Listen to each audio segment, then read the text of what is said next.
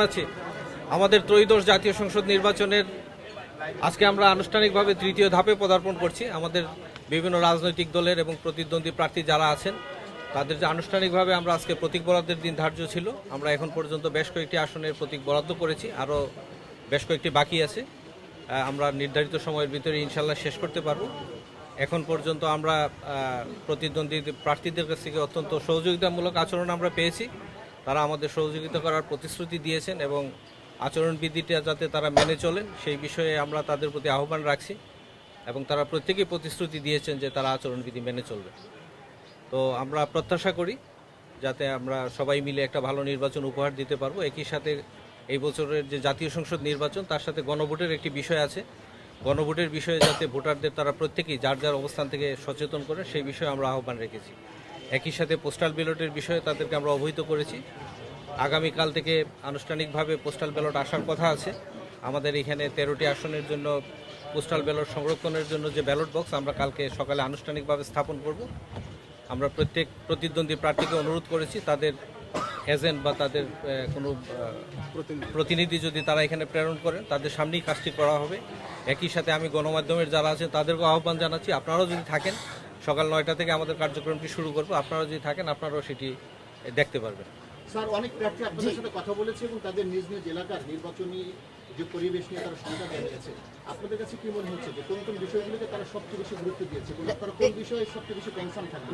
একটা বিষয় হলো যে বেশিরভাগ প্রার্থী যেটা কনসার্ন ফিল করেছেন তারা আইন শৃঙ্খলা পরিস্থিতিটা যাতে স্বাভাবিক থাকে, তারা যাতে নির্ভয়ে নির্বিঘ্নে তাদের প্রচারণা চালাতে পারে সেটি তারা আমাদের দৃষ্টি আকর্ষণ করেছেন। আমরা তাদেরকে আশ্বস্ত করেছি এবং নির্বাচন কমিশন এবং সরকার আইন শৃঙ্খলা রক্ষার বিষয়ে যেসব পদক্ষেপ গ্রহণ করেছেন সেই বিষয়ে তাদেরকে অবহিত করেছি। তারাও আমাদের সহযোগিতার আশ্বাস দিয়েছেন। আমরা আশা করি যে আইন শৃঙ্খলার বিষয়ে বড় ধরনের কোনো আশঙ্কা নেই। এখন পর্যন্ত আমাদের কাছে যেসব ইনফরমেশন আছে ভালোভাবেই হবে। 22 তারিখ থেকে করার কথা, আজকে করার কথা। কালকে সকালে ব্যালট পোস্টাল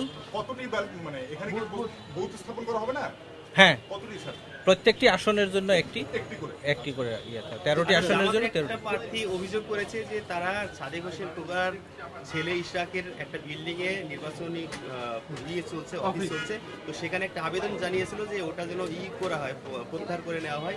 তো আচ্ছা, এই আবেদন লোপাট হয়ে গেছে।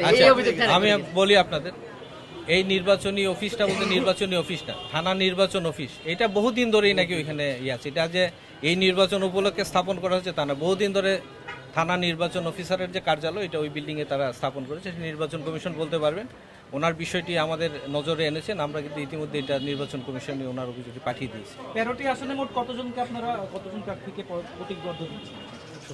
যতজন প্রার্থী আছেন সবাইকে একটা করে তালিকাটা দরকার স্যার আমাদের। তালিকাটা এখন পর্যন্ত 137 জন আছেন। আরেকটি বিষয় বলে রাখি, আমাদের কাছে একটা সংবাদ আসছে মহামান্য হাইকোর্ট থেকে একজনে হয়তো প্রার্থিতার বিষয়ে আবেদন করেছিলেন, শুনেছি আমরা মঞ্জুর হয়েছে। আমরা এখনো কাগজ পাইনি, কাগজ পেলে হয়তো একজন বাড়তে পারে।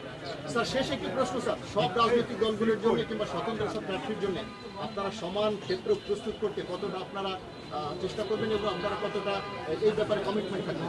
আমরা তো আশাবাদী, আপনারা মূল্যায়ন করবেন। আমরা আশাবাদী, আমরা সবার জন্য সমান সুযোগ এবং নির্বাচনী পরিবেশ যাতে সঠিক থাকে সেই বিষয়ে আমরা আমাদের পদক্ষেপ নিব। আমরা আশাবাদী, আমরা পারবো।